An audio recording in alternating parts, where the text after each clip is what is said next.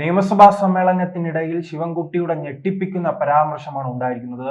സോണിയാഗാന്ധിയുടെ വീട്ടിൽ ശബരിമലയിലെ സ്വർണമുണ്ട്, ആ സ്വർണം പിടിച്ചെടുക്കണം, അതോടൊപ്പം തന്നെ സോണിയാഗാന്ധി അറസ്റ്റ് ചെയ്യണമെന്നാണ് ശിവൻകുട്ടി ആവശ്യപ്പെട്ടിരിക്കുന്നത്. അദ്ദേഹം പഴയ ശിവൻകുട്ടിയല്ല, അദ്ദേഹം MLA ആണ്, മന്ത്രിയാണ്.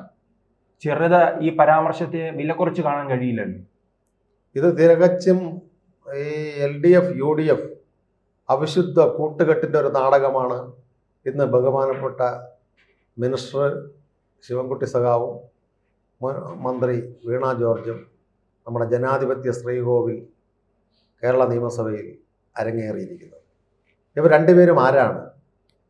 ഇവർ രണ്ടുപേരും ഇന്ത്യ മുന്നണിയുടെ ആൾക്കാരാണ്. കേന്ദ്രത്തിലേക്ക് പോകുമ്പോൾ, മറ്റു സംസ്ഥാന തെരഞ്ഞെടുപ്പുകൾ നടക്കുമ്പോൾ LDF UDF ഒന്ന്, കേരളത്തിൽ വരുമ്പോൾ ഇവർ രണ്ടുപേരും മാറി നിന്ന് ഭാരതീയ ജനതാ പാർട്ടിയെ എതിർക്കുന്നു. അപ്പോൾ മോഷണ കാര്യങ്ങൾ വരുമ്പോൾ, അമ്പലങ്ങൾ കൊള്ളയടിക്കുന്ന കാര്യം വരുമ്പോൾ ഇവർ രണ്ടുപേരും ഒറ്റക്കെട്ടാണ്. സോണിയാഗാന്ധിയും രാഹുൽ ഗാന്ധിയും VD സതീശനും എല്ലാവരും ഒരു സൈഡിൽ പങ്കുപറ്റുവാനും മോഷ്ടിച്ചു കൊടുക്കുവാൻ പിണറായി മുഖ്യമന്ത്രിയും ദേവസ്വം മന്ത്രിയും ഉദ്യോഗസ്ഥന്മാരും ഈ പോറ്റിയെ കയറ്റിയ സ്വാമിയും തന്ത്രിയും എല്ലാവരും കൂടി ചേർന്ന് സംസ്ഥാന ഗവൺമെൻറ് മോഷ്ടിച്ച് വിൽക്കുന്നത് കേന്ദ്രത്തിലുള്ള AICCയുടെ സോണിയാഗാന്ധിയുടെ ബന്ധുക്കൾക്ക്. കേരളത്തിൽ ഒരു ഇന്ത്യ മുന്നണി ഉണ്ടായിരുന്നു, ആ മുന്നണി ഒരുമിച്ച് നിന്ന് മോഷണം നടത്തി പിടിക്കപ്പെട്ടപ്പോൾ പരസ്പര അടിയാണ്. ഇതിപ്പം പണ്ട് വെള്ളായണി പരമും കായംകുളം കൊച്ചുണ്ണി മോട്ടിക്കാൻ പോകുന്ന അവസ്ഥയാണ്. ഇപ്പോൾ ഓരോ ജംഗ്ഷനിൽ പകൽ വന്ന് കിടന്ന് വെള്ളായണി പരമും കായംകുളം കൊച്ചുണ്ണിയും അടിക്കും. അത് നസീറിൻ്റെ ജയിൻ്റെയും സിനിമ കാണുമ്പോൾ നല്ല രീതിയിൽ സെറ്റിട്ട് എടുത്തിട്ടുണ്ട്. അപ്പോൾ ജനങ്ങളുടെ ഇടയിലും മുതലാളി അന്നത്തെ ജമീന്ദാർമാരുടെ ഇടയിലും ഇവർ രണ്ടുപേരും കള്ളന്മാർ തമ്മിലടിയാണ്. പക്ഷേ രാത്രി മോട്ടിക്കാൻ അവർ ഒത്തുപോകും. അത് വെള്ളായണി ക്ഷേത്രത്തിൻ്റെ അടുത്തുള്ള പഴയകാല ആൾക്കാർ പറഞ്ഞിട്ടുള്ള കഥയാണത്. ആ അവസ്ഥയാണ് വെള്ളായണി പരമും കായംകുളം കൊച്ചുണ്ണിയും. പക്ഷെ അവർ ചെയ്യുന്ന ഒരു നന്മ വലിയ സ്ഥലത്തുനിന്ന് മോട്ടിച്ച് പാവങ്ങൾക്കാണ് കൊടുക്കുന്നത്. ഇവരതല്ല. പിണറായി വിജയൻ മോട്ടിക്കുന്നു, ഇവിടുത്തെ സർക്കാർ മോട്ടിച്ച് പോലീസ് അകമ്പടി, സർക്കാർ അകമ്പടിയോടുകൂടി ഇത്തരത്തിലുള്ള ഉണ്ണികൃഷ്ണൻ പോറ്റിയും മുരാരി ബാബുവിനെയും കൊണ്ട് ചെയ്യിപ്പിക്കുന്നു. കേന്ദ്രത്തിൽ വിൽക്കാൻ വിദേശ രാജ്യത്ത് കമ്മ്യൂണിസ്റ്റ് ഇല്ല.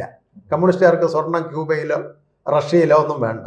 ഇത് വിൽക്കുന്നത് സോണിയാഗാന്ധിയുടെ ഇറ്റലിയും ജർമ്മനിയിലും ബന്ധുക്കളാണ്. മറ്റേ ഓട്ടോവിൻ കൊത്തറോച്ചി ഫാമിലി, മാഡത്തിൻ്റെ സഹോദരിയുടെ ബന്ധുക്കളൊക്കെയാണ്. അതുകൊണ്ടാണ് പ്രത്യുപകാരമായിട്ട് ആ ഏർപ്പാട് ചെയ്ത് കൊടുത്തുകൊണ്ട് അയ്യപ്പൻ്റെ ബ്രേസ്ലെറ്റിൽ ഉണ്ടാക്കി കൊടുത്താൽ ഐശ്വര്യം കിട്ടുമെന്ന് പറയുന്ന ക്രൈസ്തവ മതവിശ്വാസിയായ അവർക്ക് ഹിന്ദു ആരാധനാ സ്ഥലത്തുള്ള വിഗ്രഹത്തിൻ്റെ ആ ഇത് സ്വർണം എടുത്ത് ബ്രേസ്ലെറ്റ് ഉണ്ടാക്കി ഇട്ട് കൊടുക്കുക. കണ്ടില്ലേ നമ്മൾ? അപ്പോൾ ഇവർ രണ്ടുപേരും കേരളത്തിലെ അമ്പലങ്ങൾ കൊള്ളയടിക്കുന്ന കുറുവ സംഘങ്ങളാണ്, മോഷണ സംഘങ്ങളാണ്. ഇതാരെ ബോധ്യപ്പെടുത്താനാണ് ഈ മന്ത്രിമാരും പ്രതിപക്ഷ VD സതീശൻ പോലുള്ള പ്രതിപക്ഷ നേതാക്കളും തമ്മിൽ അടിക്കുന്നത്? ഇതിവിടുത്തെ ജനങ്ങൾക്കറിയാം. ഇവിടുന്ന് LDF മോട്ടിക്കുന്നു, UDFന് കൊടുക്കുന്നു, ഇന്ത്യ മുന്നണി ഡൽഹിയിൽ കൊണ്ടു ചെല്ലുന്നു, രാജ്യം കടന്നു പോകുന്നു. ഭാരതീയ ജനതാ പാർട്ടിക്ക് അസംബ്ലിക്കകത്ത് MLA ഇല്ല. പക്ഷെ ബഹുഭൂരിപക്ഷം വരുന്ന ജനങ്ങൾക്ക് മനസ്സിലാകും ഈ രണ്ട് കാട്ടുകള്ളന്മാർ ഇവിടെ തമ്മിലടുപ്പിച്ച് അസംബ്ലി തിരഞ്ഞെടുപ്പ് വന്നപ്പോൾ പരസ്പരം കുറ്റപ്പെടുത്തുന്നു. പറയുന്ന വാക്ക് കണ്ടില്ലേ? സോണിയാഗാന്ധിയുടെ വീട്ടിനകത്ത് സ്വർണം ഇരിക്കുന്നു എന്ന്. ഇവിടെ അതിൽ പങ്കാളിയായ ഒരു നേതാവ് അസംബ്ലി പ്രസംഗിക്കുന്നു. വേറെ ആൾക്കാർ പറയുന്നത് ഇവിടെ അവർ പ്രതിപക്ഷത്തിരുന്നുകൊണ്ട് അവർ പറയാണ്, നിങ്ങൾ പാട്ട് പാടുന്നു, പോറ്റിയെ കയറ്റിയെ സ്വർണം ജബ്ബാക്കി മാറ്റി എന്നുള്ള പാട്ട് പാടെ അസംബ്ലിക്കകത്ത്. ഇതാരെ ബോധ്യപ്പെടുത്താനാണ്? കേരളത്തിൽ വരുന്ന ബഹുഭൂരിപക്ഷം ജനങ്ങളെയും വിഡ്ഢികളാക്കുകയാണ് ഈ മോഷണ സംഘമായ കുറുവ സംഘം ചെയ്തുകൊണ്ടിരിക്കുന്നത്. ഇതിനൊരു തിരിച്ചടി യാതൊരു കാരണവശാലും വരുന്ന തിരഞ്ഞെടുപ്പിൽ അവർക്കുണ്ടാകും. കാരണം പിണറായി സർക്കാർ പ്രതിപക്ഷത്തിരിക്കണമെങ്കിൽ നല്ല വിശർത്ത് പണിയെടുത്താൽ മാത്രമേ ഒക്കുള്ളൂ. നമുക്ക് കണ്ടില്ലേ, നമ്മുടെ അഖിലേന്ത്യാ സെക്രട്ടറി കേരളത്തിൽ വന്ന് ചെങ്ങന്നൂർ എവിടെയൊക്കെ പോയി അടുക്കളയിൽ പോയി പാത്രങ്ങൾ കഴുകി കൊടുക്കും. മാർക്സിസ്റ്റ് പാർട്ടിയുടെ ജോലി ഇപ്പം ഈ മറ്റേ നമ്മുടെ ദാസ് ക്യാപിറ്റലിലെല്ലാം വിട്ട് ഭൗതികവാദമെല്ലാം വിട്ട് വീട്ടിൽ പോയി വീട്ടുസേവ, പാത്ര കഴുകൽ സേവ ചെയ്തു കൊടുക്കുകയാണ്. അപ്പോൾ ഇത് പാർട്ടിയുടെ വോട്ട്, 4 വോട്ട് കിട്ടുവാൻ വേണ്ടി ന്യൂനപക്ഷ സഹോദരങ്ങളോടെ പോയി എന്ത് ജോലി ചെയ്യുവാനും തയ്യാറെന്നതിൻ്റെ തെളിവാണ് ഡൽഹിയിലിരിക്കുന്ന ബേബി സഖാവ് ഇവിടെ വന്ന് വീടുകളിൽ പോയി പാത്രം കഴുകി കൊടുക്കുന്നത്. അദ്ദേഹം പറയുന്നു, ഞാൻ കഴിക്കുന്ന പാത്രം ഞാൻ കഴുകുമെന്ന്. ഇത്രയും കാലം അദ്ദേഹം അതാ ചെയ്തുകൊണ്ടിരുന്നത്. അപ്പോൾ ബാക്കിൽ നിന്ന് ക്യാമറയും സോഷ്യൽ മീഡിയയുടെ ആൾക്കാരെ കൊണ്ടുപോകുകയാണ് എളിയ നേതാവെന്ന് വരുത്താൻ വേണ്ടി. പക്ഷേ ഇത് വോട്ട് ബാങ്ക് രാഷ്ട്രീയമാണ്. അപ്പോൾ ഇപ്പോഴത്തെ ഈ മതരാഷ്ട്രവാദം ഉന്നയിക്കുന്ന പോലുള്ള വീടുകളിൽ പോയി കമ്മ്യൂണിസം എന്ന് പറയുന്ന ഇതാണെന്ന് ബേബി സഖാവിൻ്റെ പുതിയ വൈരുദ്ധ്യാത്മിക ഭൗതികവാദമാണ് പാത്രം കഴുകൽ വാദം. ആ പാത്രം കഴുകലിലേക്ക് പോയാൽ ഇവിടുത്തെ ജനത വോട്ട് കൊടുക്കുമെന്നാണ് അവരുടെ വിചാരം. അപ്പോൾ ഈ അസംബ്ലിയിൽ കാണിച്ച ഈ നാടകം, ഇവർ രണ്ടുപേരും ഇതിനിടയിൽ ഭാരതീയ ജനതാ പാർട്ടിയെ ഇവർ പിടിച്ചിടാൻ നോക്കാൻ പറ്റുമോ? ഭാരതീയ ജനതാ പാർട്ടിക്ക് ഇതിനകത്തൊരു ബന്ധമില്ലല്ലോ. കേന്ദ്രത്തിൽ ഭാരതീയ ജനതാ പാർട്ടിയുടെ ഗവൺമെൻറ് ഇരിക്കുന്നത് കൊണ്ടല്ലേ സംസ്ഥാന പ്രസിഡന്റ് രാജീവ് വിജി പറയണ ആ ലെറ്റർ കൊടുത്തതിൻ്റെ അടിസ്ഥാനത്തിൽ അമിത്ഷാ ഇവിടെ വന്ന് റെക്കമെൻഡ് ചെയ്ത് ഈ ഉദ്യോഗസ്ഥർ വെളിയിൽ വന്നപ്പോൾ ED കുറച്ചുകൂടി രേഖകൾ കിട്ടിയത്. വളരെ ഞെട്ടിക്കുന്ന രേഖകളാണെന്ന് കേന്ദ്ര ഏജൻസികൾക്ക് കിട്ടിയിട്ടുള്ളത്. അപ്പോൾ താമസിക്കാതെ തന്നെ ആരാണ് സോണിയ മേഡത്തിൻ്റെ വീട്ടിൽ സ്വർണം കൊണ്ട് കൊടുത്തത്, ആരാണ് ജർമ്മനിയിലും ഇറ്റലിയിലും ഇത് കൊണ്ടുപോയി ഇന്ത്യ കടൽ കടന്നു പോയത്, ആർക്കൊക്കെയാണ് ഇത് കൊടുത്തിട്ടുള്ളത് എന്നുള്ള എല്ലാം എൻഫോഴ്സ്മെൻറ്റ് ഡയറക്ടറേറ്റ് പുറത്തു കൊണ്ടുവരും. അതിന് യാതൊരു സംശയവുമില്ല. ഭാരതീയ ജനതാ പാർട്ടിക്ക് വർദ്ധിച്ചു വരുന്ന ജനപിന്തുണ, ഈ 2 LDF UDF കുറവ സംഘങ്ങൾ കേരളത്തിൽ വേണ്ട എന്ന് വരുന്ന തിരഞ്ഞെടുപ്പിൽ അവർ വിധിയെഴുതും.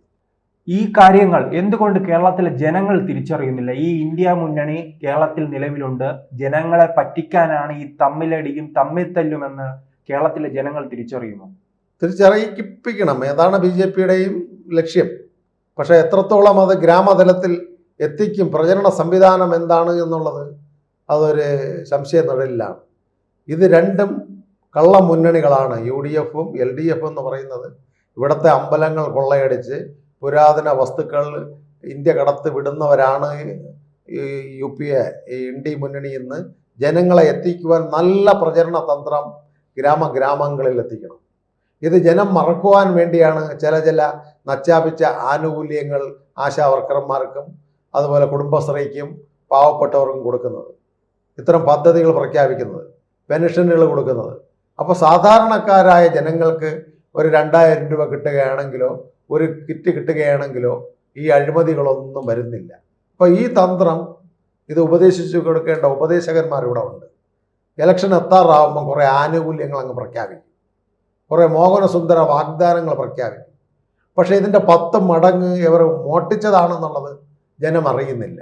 പക്ഷേ കേരളത്തിൽ വരുന്ന ഒരു ന്യൂജൻ ആയിട്ടുള്ള യുവതി യുവാക്കൾക്ക് ഈ 2 മുന്നണികളെക്കുറിച്ചും ഇന്നറിയാം. അതാണ് ഭാരതീയ ജനതാ പാർട്ടിക്ക് 20-ൽ കൂടുതൽ % വോട്ട് ത്രിതല തിരഞ്ഞെടുപ്പിൽ കിട്ടിയിട്ടുള്ളത്. അപ്പോൾ ആ രീതിയിലുള്ളൊരു mass digital electric and electronics. ഈ വോട്ട് ശതമാനം വർദ്ധിച്ചു എന്ന് പറയുമ്പോഴും ഇതൊരു സംഖ്യയായി മാറിയാലല്ലേ പാർട്ടിക്ക് ഗുണം ചെയ്യൂ. സീറ്റായി രൂപപ്പെട്ടാൽ മാത്രമല്ലേ പാർട്ടിക്ക് ഗുണമുള്ളൂ. നിയമസഭയിൽ ഇപ്പോൾ 0. നിയമസഭയ്ക്ക് ഉള്ളിൽ MLA-മാരിലൂടെയാണല്ലോ ഈ ജനങ്ങളിലേക്ക് എത്താൻ കഴിയുന്നത്. ഇപ്പോൾ 0-ൽ നിന്ന് എത്ര എത്താൻ കഴിയും? 0-ൽ നിന്ന് നേരെ ഇപ്പോഴത്തെ കണക്കനുസരിച്ച് ഭാരതീയ ജനതാ പാർട്ടിക്ക് 14 MLA-മാർ ഒറ്റയ്ക്ക് അവർക്ക് കിട്ടും. നാഷണൽ ഡെമോക്രാറ്റ് അലയൻസിൽ 14 MLA ഈ അസംബ്ലി. അതുകൊണ്ടാണ് ഒരു തൂക്ക് സഭ കേരളത്തിൽ വരുമെന്ന് പത്രമാധ്യമങ്ങളും രാഷ്ട്രീയ അനാലിസിസ് ചെയ്യുന്ന പൊതുപ്രവർത്തകരും പറയുന്നു. അപ്പോൾ ഇതിനൊരാക്കം കൂട്ടണമെങ്കിൽ വാർഡ് തലത്തിൽ, യൂണിറ്റ് തലത്തിൽ ശക്തമായ പ്രചരണം സംഘടിപ്പിക്കണം. ആ പ്രചരണ തന്ത്രങ്ങൾ ജനങ്ങൾക്ക്, യുവാക്കളുടെ സോഷ്യൽ മീഡിയ പ്രവർത്തനത്തിൽ കൂടി പ്രവർത്തനം കൊണ്ടുവരണം. ഈ 2 മുന്നണികളിലെ ND സഖ്യം ഇവിടുത്തെ പുരാവസ്തുക്കൾ അടിച്ചുമാറ്റി വിദേശത്ത് വിറ്റ് സമ്പാദിക്കുന്നവരാണ്. ഈ ഗവൺമെൻറ് 10 വർഷമായിട്ടും ഒന്നും ചെയ്തിട്ടില്ല. ഇതേ ഗവൺമെൻറ്റാണ് UDF ഇരുന്നപ്പോൾ നടന്നിരുന്ന അഴിമതികൾ. രണ്ടും ഒന്നാണെന്ന് ജനങ്ങളെ ധരിപ്പിച്ചാൽ, ഈ കുറവ സംഘങ്ങൾ, കൊള്ള സംഘങ്ങളെ ധരിപ്പിച്ചാൽ കേരളത്തിലെ ജനങ്ങൾ ഭാരതീയ ജനതാ പാർട്ടിയുടെ കൂടെ നിൽക്കും. ആ ഒരു കൂടെ നിൽക്കുന്നതിന് ജനങ്ങളെ പറഞ്ഞ് മനസ്സിലാക്കുവാൻ തിരുവനന്തപുരം കോർപ്പറേഷൻ പോലുള്ള സ്ഥലങ്ങൾ ആലപ്പുഴയുള്ള 8 പഞ്ചായത്തുകൾ കിട്ടിയത്, തിരുവനന്തപുരത്ത് ചില പഞ്ചായത്തുകൾ കിട്ടിയത്, പാലക്കാട് മുനിസിപ്പാലിറ്റികളിലെല്ലാം ഭരണം കിട്ടിയെടുത്ത് പോലെ നല്ല രീതിയിലുള്ള പ്രചരണ തന്ത്രം കേരളത്തിൽ ഗ്രാമാന്തരങ്ങളിൽ സോഷ്യൽ മീഡിയയിൽ വഴിയും പാർട്ടിയുടെ വാർഡ് കമ്മിറ്റികൾ വഴിയും ഏരിയ കമ്മിറ്റികൾ വഴിയും ശക്തമായ ഗൃഹസമ്പർക്കം, ഇപ്പം കോൺഗ്രസ് ഗൃഹസമ്പർക്കം ചെയ്തു. ഇപ്പം MA ബേബി ഒന്നും അടുക്കളയിൽ പോയി പാത്രങ്ങൾ കഴുകി കൊടുക്കുന്നു. ഭാരതീയ ജനതാ പാർട്ടി നല്ല രീതിയിലുള്ള പ്രചരണമായിട്ട് ജനങ്ങളെ അടുത്ത് ലഘുലേഖകളായിട്ട് എത്തുകയാണ് എങ്കിൽ ജനം സ്വീകരിക്കുവാൻ തയ്യാറാണ്. അതിനുള്ള തെളിവാണ് തിരുവനന്തപുരത്ത് കോർപ്പറേഷനിലെ വികസിത ഭാരതത്തിൻ്റെ ആ ബുക്ക്ലെറ്റ് എല്ലാ വീടുകളും കൊണ്ട് കൊടുത്തുകൊണ്ടാണ് ജനം സ്വീകരിച്ചത്. തിരുവനന്തപുരത്ത് 50-ൽ പരം കൗൺസിലർമാർ ജയിച്ചത്. ഈ ഒരു പ്രവർത്തന ബാന്ധവം അങ്ങോളം ഇങ്ങോളം കേരളത്തിൽ കൊണ്ടുവന്ന് ഈ 2 മുന്നണികളും കുർവാ സംഘങ്ങളാണ്, കൊള്ള സംഘങ്ങളാണ്, അവരുടെ 10 തലമുറയ്ക്ക് സമ്പാദിക്കുവാനാണ് എന്ന് ജനങ്ങളെ ബോധ്യപ്പെടുത്തണം.